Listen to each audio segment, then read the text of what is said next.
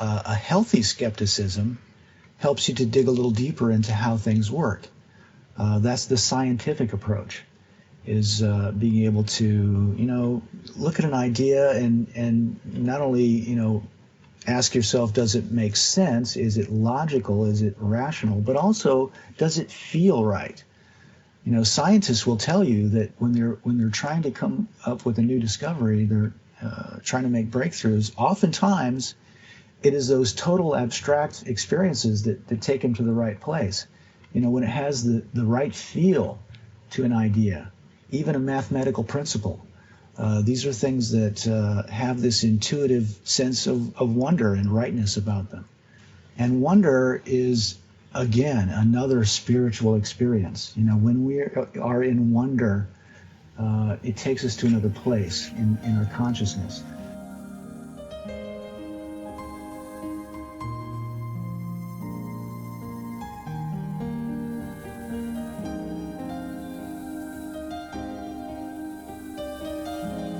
And that is a foretaste of this episode of the Planetary Makeover Show. In response to the heartfelt voices of an awakening humanity, we have evidence that divine help is at hand to work with us to create a hopeful future. Hello, I'm your host, David Mynott II. And this episode is a double bill. We have two guests, Scott Champion and Mitch Williams, who will each shine a light from their own diverse viewpoints on the interconnectedness of all the world's religions, particularly with Jesus and Maitreya. So, Scott, we know that you have studied the Ageless Wisdom teaching for decades. So could you tell us now about the great brotherhood of divine masters who are responsible for the world's religions, and why this is so important at this time of worldwide crises? All the religions really were given to a particular group of people, to a certain culture at a certain period of time to advance that particular culture at that time. All of it came from the spiritual hierarchy of masters. And unfortunately, we end up with this, particularly with this idealism of this past age, we end up with a lot of competition between the religions. Instead of them being just one note in a marvelous symphony, they all became the symphony itself for their followers. So this will get a right understanding and a right relationship between the different religions. They had a purpose, they were given, and my understanding is they basically succeeded in those purposes. The planet, this hierarchy of masters, every age has a world teacher. At this time, that's Maitreya, the Lord Maitreya. We know Maitreya's appearances in the past as he overshadowed the disciple Jesus and he overshadowed Krishna. Now, this, of course, will be anathema to Christians, but Master Jesus himself is one of the masters of the spiritual hierarchy. He will come step forward. He is in charge of the Christian churches, all the different sects. His great task is to rid them of their man-made dogmas and doctrines and return them to the very simple teachings based on love that the Christ gave through him 2,000 years ago. And this is a process that is called mental overshadowing. This is always the appearance of a world teacher in times past. We think of Jesus, we think of the Buddha, we think of Krishna, we think of Rama. This was always a world teacher at that time, a very senior member of this spiritual hierarchy of masters, whose consciousness would overshadow a very, very advanced disciple who was already divine themselves, like Jesus was already divine. And when Maitreya overshadowed Krishna, Krishna was extremely advanced. When the Buddha overshadowed the Prince Gautama, same thing. So a higher consciousness overshadowing a somewhat lesser consciousness to give the teachings. And so that person, Jesus Christ, was the Christ consciousness working through the person of Jesus. Prince Gautama, who became the Buddha, the consciousness of the Buddha working through the Prince Gautama, he became what we call Gautama Buddha. Sri Krishna, overshadowed by Maitreya, became the world teacher for that age. Now, we all each recognize them individually, not understanding this mental overshadowing that happened. And that's true of Hercules from Rama, Sankaracharya, Mithra, Krishna, Buddha, Jesus, Muhammad. It was the Master Jesus, after he became a perfected master, who overshadowed the Prophet Muhammad. And those teachings were largely given by the Master Jesus. And of course, there's a great competition between these religions, two religions in the world, and they very much have the same source. But the world has advanced a great deal since Muhammad and since Jesus. We have this tremendous scientific and technological leap forward. None of those teachings were able to reach more than a few hundred people at the time that they were alive. Today, a world teacher can address the entire planet because of the technology that exists in the world. So these teachings will not be undermined like they were in the past. Human beings will not be interpreting for us that what's true and what's not true. They won't be changed because of translations that come later. We'll know what was said. It will be recorded. This is going to be a great leap forward for humanity. We'll know what the highest consciousnesses on this planet said. Now, there was a time, Maitreya, he's the world teacher today. A world teacher means he's the most advanced consciousness, most advanced human being from the human family at that time. There was a time Maitreya had his own master who was above him. And that's simply the way of things. We evolve. Eventually, we reach this point of perfection where we become a master. And from there, it goes higher and higher and higher. But everyone goes through this process. We're all evolving. And how quickly we want to evolve or how slowly we want to evolve, it's really up to us. They are our elder brothers. They've gone this path before us, and they've achieved perfection, relative perfection from their point of view. But we'll be consulting with them because we'll go to them. We'll say, well, what about this? What about this? So that we can take their advice, and they're not going to go away. Every time a spiritual teacher has come in the past, Muhammad and Jesus, Buddha, Krishna, Rama, all the way back, they've lived for a short time and their teachings eventually became distorted. This time the masters are going to stay in the world. There's nothing that's going to be distorted. They're going to be with us for this whole age, over 2,000 years coming up. Scott, you've set the stage perfectly for our next segment. Now, Cielito Pascual interviews Mitch Williams, a magician, performer, and author, who will share his spiritual experience, a journey upon which so many Christians have embarked now, from his fundamentalist Christian upbringing leading to his journey into a discovery of the Ageless Wisdom teaching. My name is Cielito Pascual. I'm podcasting from Seattle. Talk to people from many different backgrounds about an extraordinary story, and that story is the emergence of Maitreya, the world teacher, and the Masters of Wisdom. Now, if you're hearing about this for the first time, that may sound like a lot to get your mind around, but in all likelihood, if you're listening, it's because you already sense that such an event is taking place, because indeed, at the soul level, all of humanity is aware that an extraordinary event is taking place. So on our show today, I want to welcome Mitch Williams. He's an author and performer, and today he'll connect his Christian fundamentalist upbringing and his exploration of other religious perspectives to his conviction that humanity is being assisted in transformation by Maitreya, the world teacher, and the Masters of Wisdom. And we do this show with the newcomer in mind. And so stay with us. We're going to unpack this story and with the intention of sharing a message of hope. Welcome, Mitch Williams. How are you? I'm very good, Cielito. Thanks for having me today. It's a pleasure. Thanks for taking the time.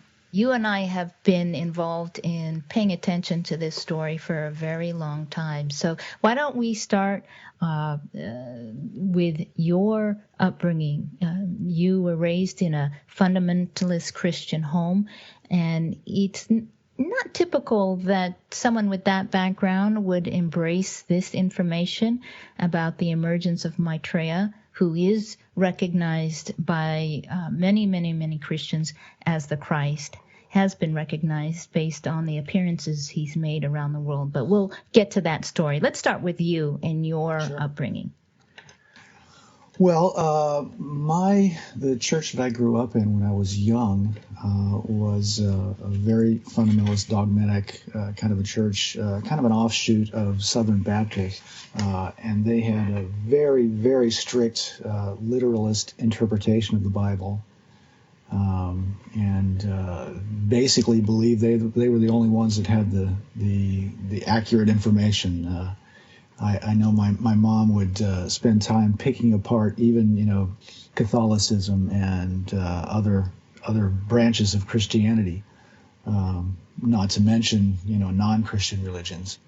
So they were very, very narrow in their interpretation of things, and somewhat what would I say? I guess coercive with people that. Certainly in my family, there was a lot of pressure to accept these ideas and beliefs and to embrace them. And I found that very uncomfortable from a very early age. What was with this discomfort, how did that prompt you? What were the questions that started to come to mind when you were young? Well, I'm not even sure that at that age that there were conscious questions that I had, so much as just an aversion to this manipulative coercion. It was kind of an emotional coercion to, you have to do this or you're going to go to hell. And there was a lot of guilt surrounding it and fear and things like that. It's not something I probably could have put into words at the time, but it was extremely uncomfortable. And, I started coming up with reasons, excuses to not go to church and not be involved with this at a fairly early age, and started separating myself from that. I resonated with a lot of the ideas, and I actually believed the core of what the religion had to offer, which is that God is love and that we find salvation through faith. And things like that, and I always believed that was true, but this oppressive, fear-based kind of an atmosphere was very difficult for me, and so I felt that strongly, and I started moving away from it, and then as I got older, I found ways to kind of make a bridge between the heart of what felt real for me in that religious upbringing and, other ways of looking at it, a more broad-minded approach, I guess you might say. Explain what you mean, salvation through faith. Well, according to our particular branch of fundamentalism, their take on that was that you had to become saved. You had to accept Jesus Christ as your personal Savior. And basically, this was a choice you made at some point to embrace that. And once you were saved, then you were going to heaven. Everybody that is saved goes to heaven. Everybody else goes to hell. End of the story. That's all there is. But, as I got a little older, I started looking at that a little more broad-mindedly. In my teen years, I was involved in judo and was introduced to Eastern philosophies, and I had this really innate sense that, some of these Eastern religions and holy people like the Tibetan Buddhists and others, I just felt that they were innately spiritual in their approach, and so I had a really hard time, making the bridge between what I'd been taught was that, Jesus is the only way and you have to be saved, and my intuitive feelings that these other perspectives were valid as well.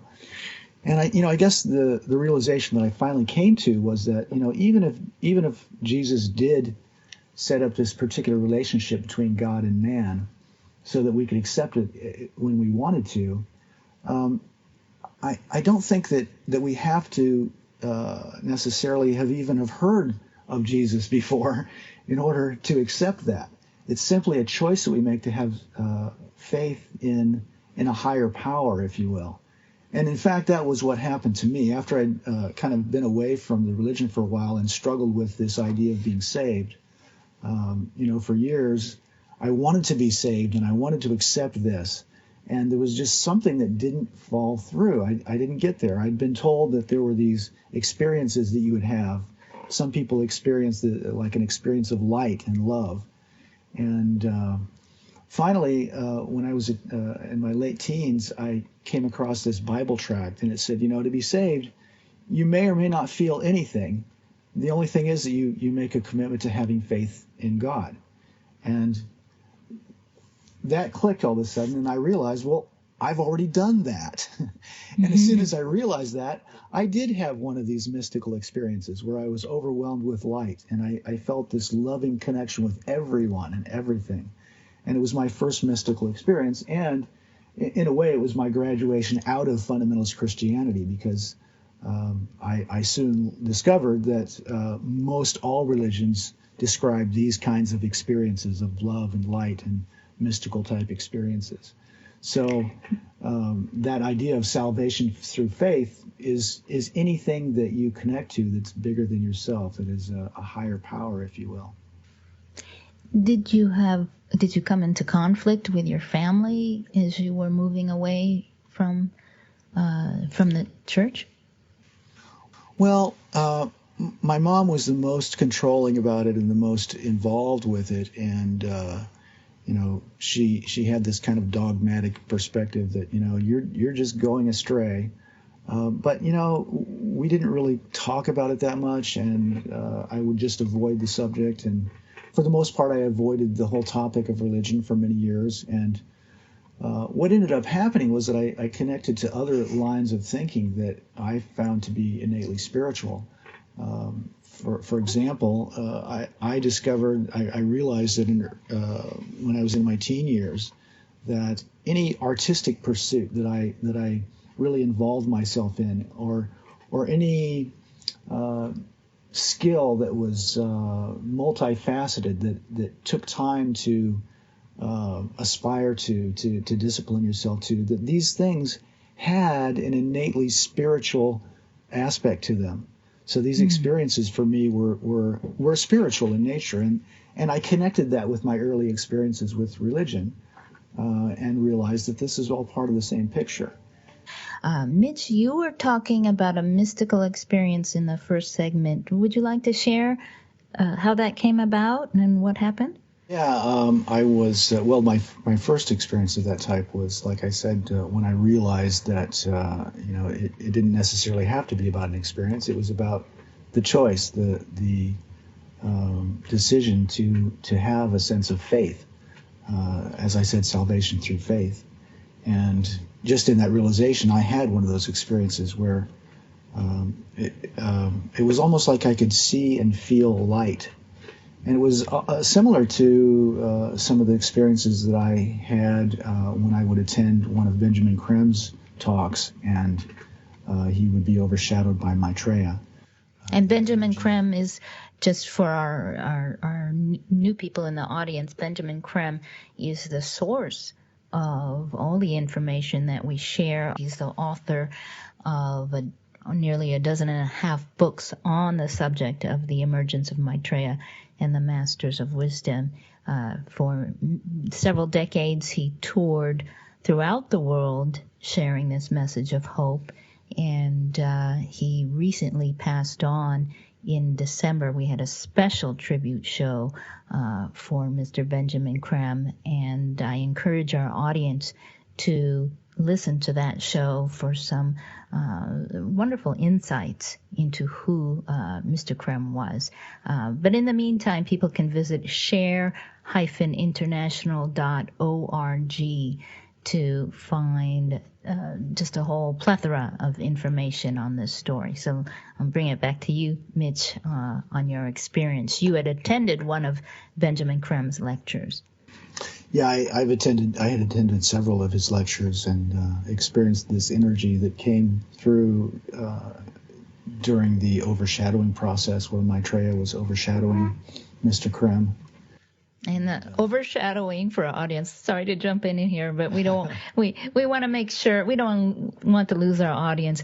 An overshadowing blessing is merely the energy of Maitreya poured through Mr. Creme at these events for the benefit of the audience. It's a blessing energy, it's a healing energy, and that's what the term overshadowing means. One can also look that up at the share-international.org to get a fuller explanation on that process and what it means for humanity. Well, of course, there are many different levels of overshadowing, too, anywhere from just energy passing through a disciple to actually working through the consciousness of a disciple. And, of course, part of this information is about the idea that Maitreya, the Christ, overshadowed his disciple Jesus 2,000 years ago in Palestine. And it was his consciousness that was teaching through Jesus his great awareness, and that's one of the connections that I made with the idea of Christianity in general, with the esoteric story about Maitreya. And an understanding, a basic understanding of what esotericism is really the recognition of and the study of energies, a whole great diversity and complexity of energies that underlies all the happenings in the world and informs the relationships between the human kingdom and the spiritual kingdom and all kingdoms on the planet. So as we talk about this, we are talking about these great, great energies that are affecting all of us on the planet today. So in a sense, the great masters are distributing these energies. Sometimes they do overshadow humanity with those energies. Those are special events. But let's get back to your experience. Sure.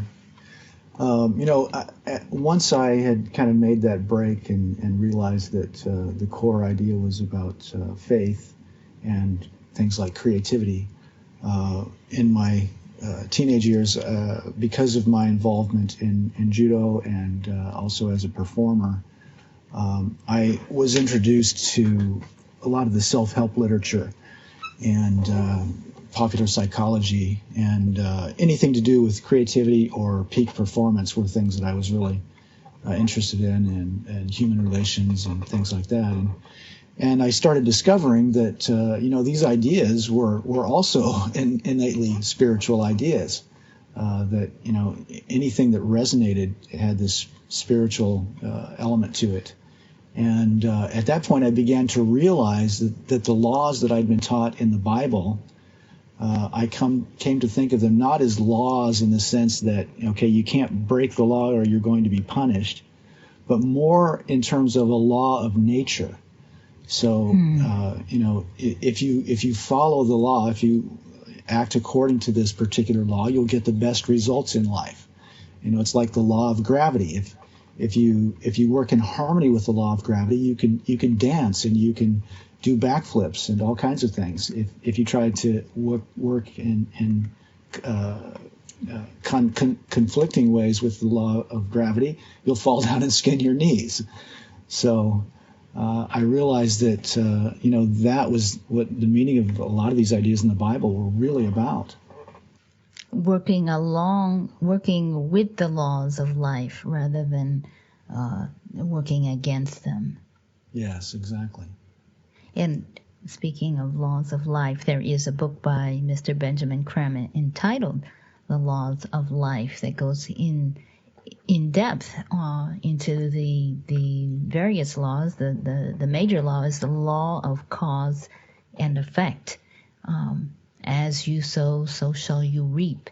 And even to begin to understand that law, if many people lived along the law of cause and effect, there'd be far less conflict in the world.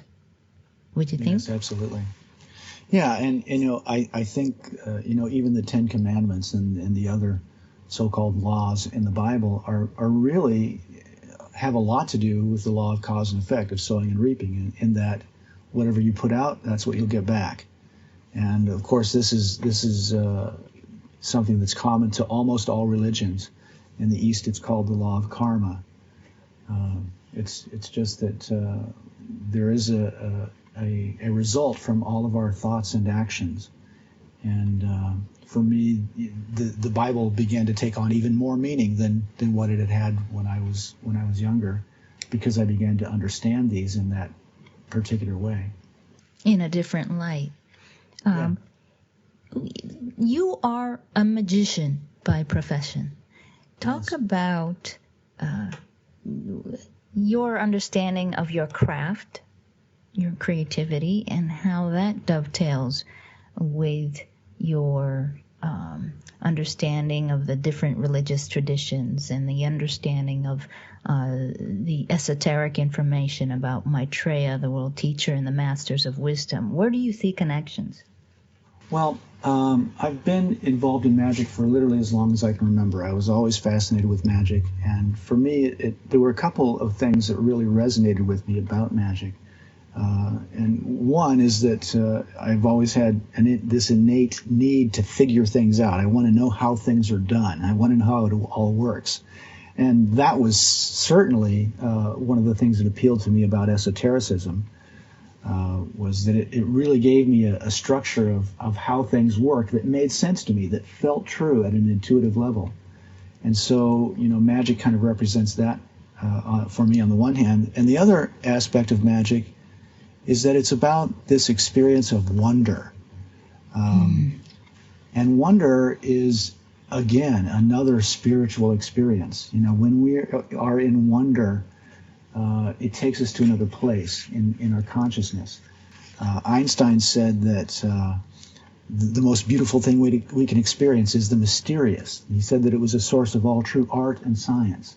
So this sense of mystery and wonder, I think, are very, very powerful experiences. And one of the other areas I began to study was psychology. I discovered that Abraham Maslow, who was an American psychologist, studied people who had reached their highest potential in life, people that he called self-actualized. And one of the things they had in common, they would have these experiences that he called peak experiences.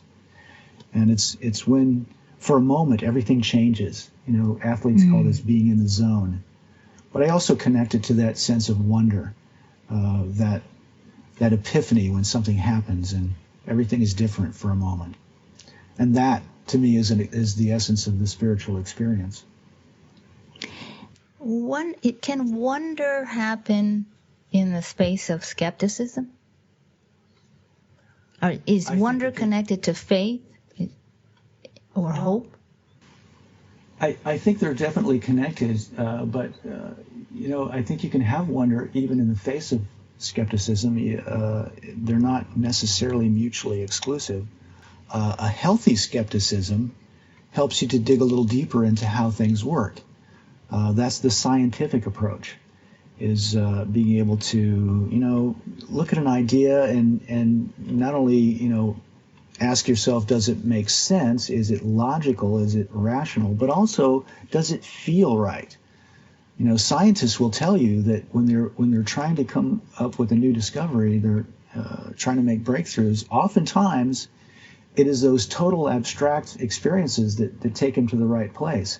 When it has the right feel to an idea, even a mathematical principle, These are things that have this intuitive sense of wonder and rightness about them.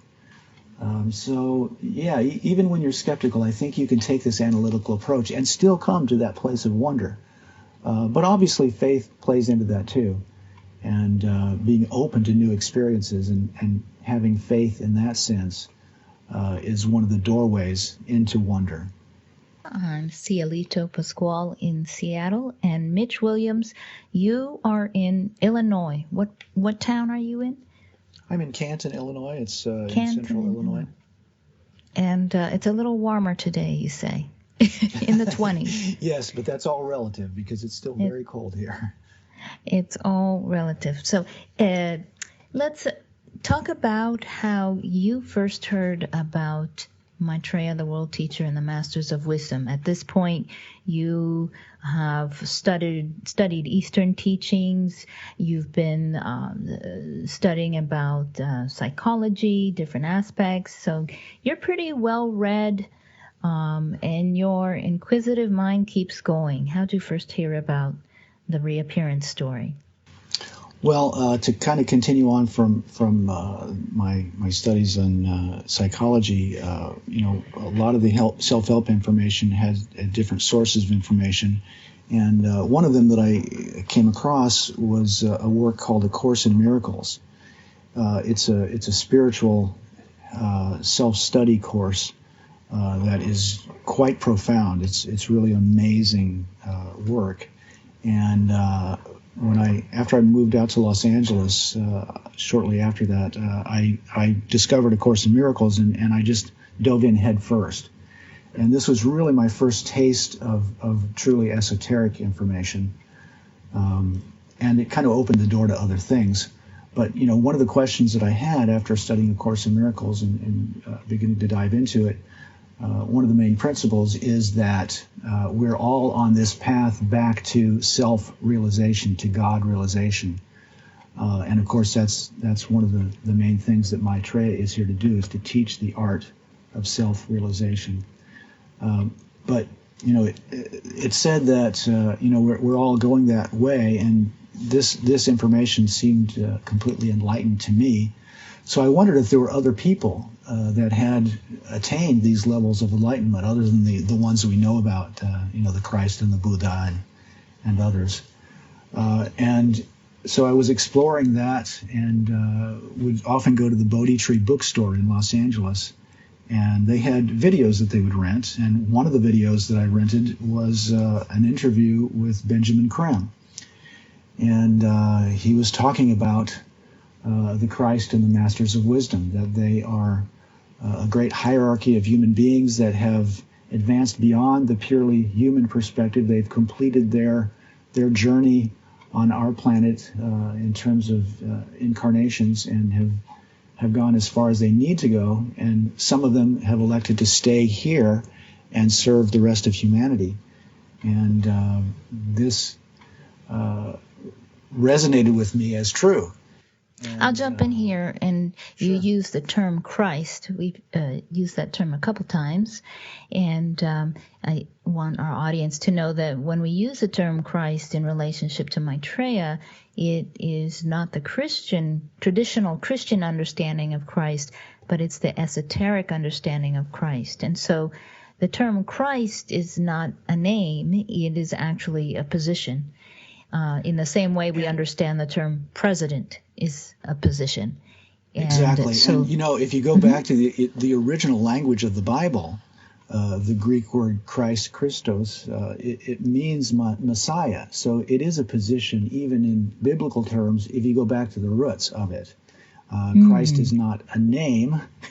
It is a position that is held by a person. It also represents a level of consciousness, the second aspect of divinity, of the Holy Trinity in Christian terms.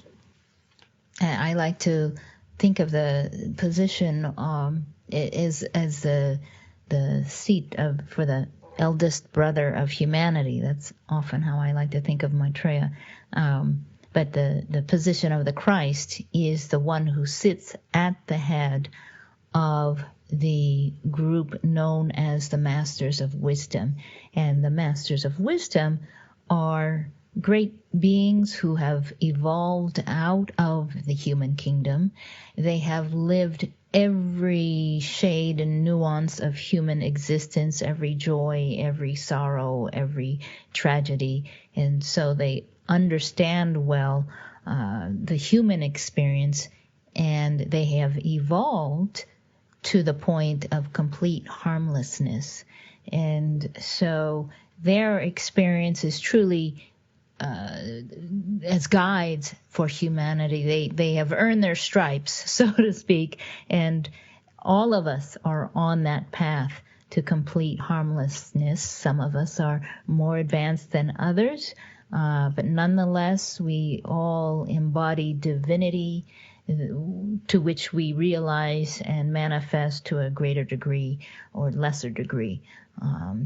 And so you heard the story, you watched this video, this interview of Benjamin Creme. What made sense to you? What struck you the most? What made you think, I'd like to know more about this? Well, everything, really. It answered so many questions for me that I had been looking into and trying to explore. And through Benjamin Creme's work, I was introduced also to the work of Alice A. Bailey, who was also connected to one of the masters and released material from the masters over a period of years. And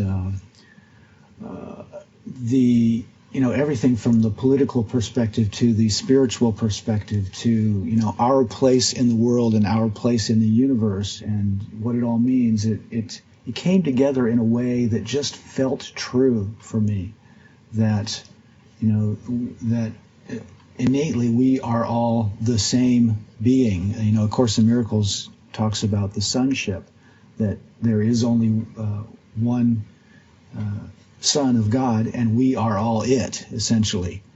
And we are all sparks of that great energy, that great awareness that is beyond what can really be spoken of, and lies behind all of material manifestation of any type. And, all of these ideas just really resonated with me. And it also helped me to again, reinterpret my Christian foundations in a new way. And, I continue to believe in the validity of the Bible and other scriptures, but I understand now that they're not meant to be taken literally. That, in fact, that's a kind of a gross misinterpretation of their importance.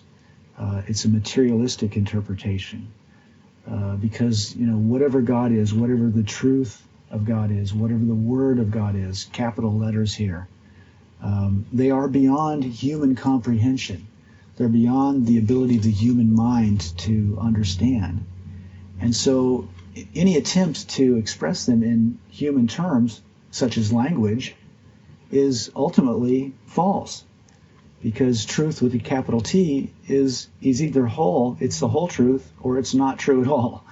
And so if we try to put things into words, which the Bible is, an attempt to do so, if you take it literally, it's completely false.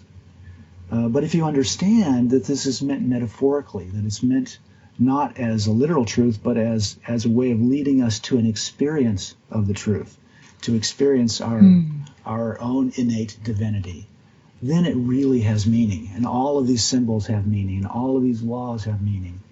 And it begins to make sense.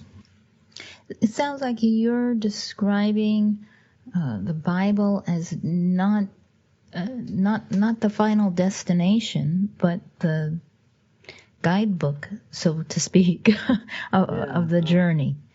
Eckhart Tolle calls them signposts.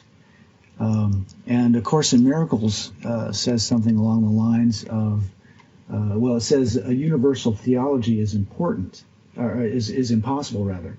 A universal theology is impossible, but a universal experience is not only possible, but necessary. So, it doesn't matter what the symbols are that get us to that experience, so long as we get there. And that's what wonder is about. That's what all of this journey is about, And if the symbols get you to that experience, then use them. And if you don't resonate with them, then find others that do. And for me, that's the bottom line. And humanity spends a lot of energy arguing over those symbols. Yes. And those symbols they're just signposts. You can't argue over the shade of red of the stop sign or the shade of green of the green light. Well, if you begin to interpret them in symbolic, metaphorical ways, you see that they're not at all in contradiction to each other. One of the analogies I like to use is that we're on this big wagon wheel. You imagine a wagon wheel with all these spokes that all lead back to the hub, the center. And the center you can think of as God or truth, capital T, truth, or the universe, or whatever you want to call it, the ultimate reality. We are all on our own individual spoke that's leading back to this center core of truth. And the further you are out on your own individual spoke, the further away all of the other spokes appear to be. And the closer you get to the center, the closer all of the other spokes appear to be. That's a great illustration. We have, those of us who are not Christian fundamentalists, we have certain perceptions of what that means, and the perspectives that come from fundamentalists. What would you say is the biggest misunderstanding that people have of fundamentalist Christians? Well, I think fundamentalists create a wall between themselves and everyone else because they think they have the only right answer. So it's this dogmatism that tends to build those walls. But what a lot of people don't realize is at the heart of it is a framework of morality that's based on the idea of love. I mean, no one would argue, or at least no one within Christianity, I don't think, would argue that Jesus' message was all about love. And, those are things that we can all connect with. So one of the things that struck me that Benjamin Creme once said was that he said that people that are in these really restrictive fundamentalist religions are drawn to them because it allows them to be less destructive in the world than they would be otherwise. So in this final segment with Mitch Williams, performer, magician, author, I wanted to ask you, Mitch, you talk a lot about bridging the gap. It sounds clearly you are evolving in your awareness. What's a belief that you held, let's say 20 years ago, that in your growth you have adjusted that belief, or you are seeing the world differently today? Is there something you can describe along those lines? Well, I don't know that I could clearly say that I have a different belief about one thing or another, so much as just about different experiences, mostly to do with getting to better places of detachment from my own personal issues. We all have our own emotional, psychological baggage that we carry around with us that limit us and that keep us separate from our authentic self. And probably that's the main thing is I think I've become more accepting both of my own foibles as well as the foibles of others, and more accepting of the apparently negative experiences that come my way and that also come our way in the world around us. This past election season was a contentious one, and a lot of people were very, very upset on both sides of the debate. And it's in letting go of those the resistance to all of that we can connect once again. And I think that sense of unity is more to the point. It's finding the way to see ourselves as not in opposition to one another. As we get closer to that hub on the wagon wheel, we get closer to the other perspectives, and we understand and can validate and honor other perspectives that might be contrasting to our own. Well, certainly understanding the principle of unity, which is one of the fundamental laws of life, that we are so, I'll speak for myself, it is a challenge because my mind has been conditioned in so many ways from what I see in the media or how I grew up and what I was taught in school, the actual structure of our lives to generate income, to maintain a sane life. There are so many structures that would divide us in order to accomplish what we think we need to do in our lives, that it's a big challenge to really recognize we are all, as you said, we are the Son of God. Humanity is the Son of God, and that we're all interconnected. We are literally one.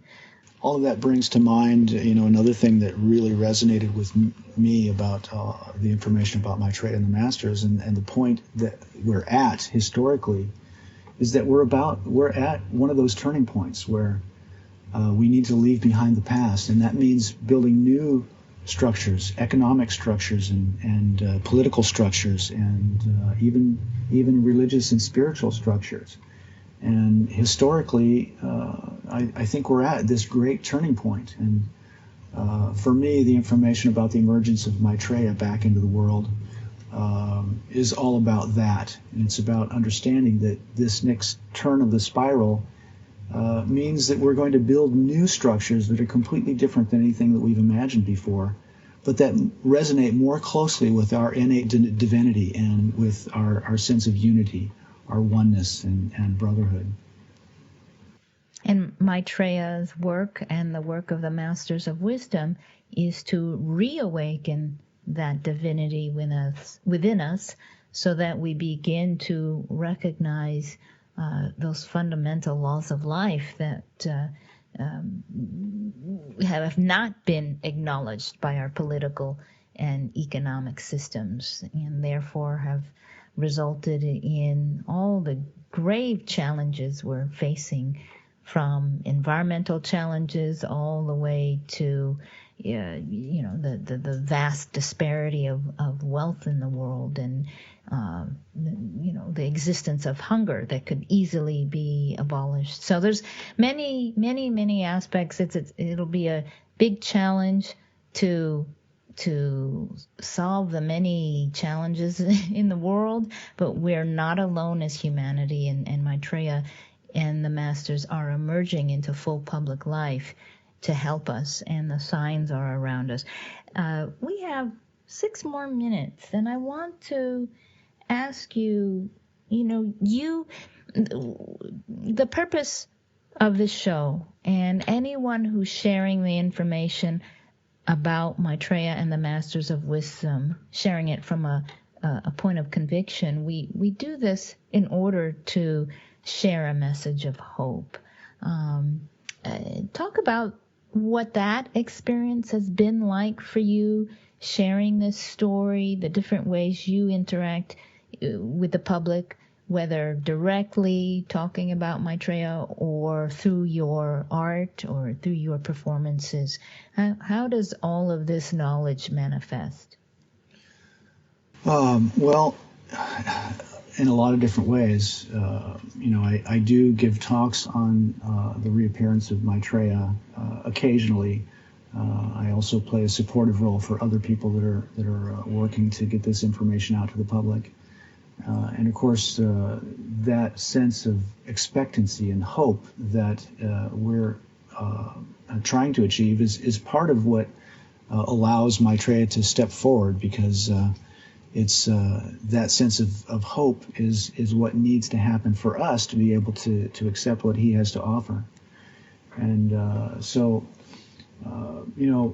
anytime I can do, in the Alice Bailey materials, there's a quote that I really love. It says that you need to do what you can to prepare the hearts and minds of men for the great event of Maitreya's coming. And, that can be anything from sharing the news about the reality of Maitreya and the Masters to simply helping people to have more hope, sharing the idea that we're all in this together, and we really can solve these divisive problems in a way that is good for everyone. And it's also about sharing some wonder. Even as an entertainer, I try to share that experience of joy and wonder and that childlike sense of wow, where you just connect with something for a moment. And I think those experiences also help to open our minds a little bit and to reach beyond that place where we're stuck in divisiveness and hopelessness and things like that.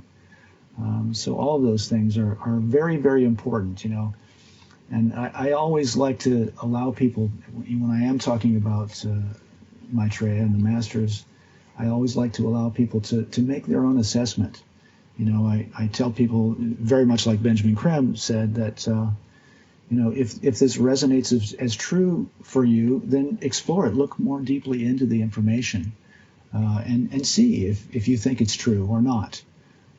Because we really need to come to it with an open mind and allow people to make their own decisions. That was the main thing that I felt repressed by in the more dogmatic fundamentalist Christian upbringing that I had, was that sense of oppression. And that is the exact opposite of everything I understand as a spiritual experience. Freedom of choice and is I think something divine. So you have to allow people the ability to make their own decisions, and that's part of the process of coming back to who we truly are, to our authentic self as divine beings. I love the picture you painted there for a moment of being a performer, and I'm thinking of the audience your audience in a space of wonder, that nanosecond or moment where everyone, no matter who they are or where they're from or what their experience is, that gasp of, oh my goodness, like, what is that? And, we can all connect to that experience of delight and joy. Mitch, thank you so much for bringing your experience to this show, and we'd love to have you back for more. You're very welcome. It's been a real pleasure. I would love to come back. Thank you so much. Visit us on Facebook at #Planetary Makeover.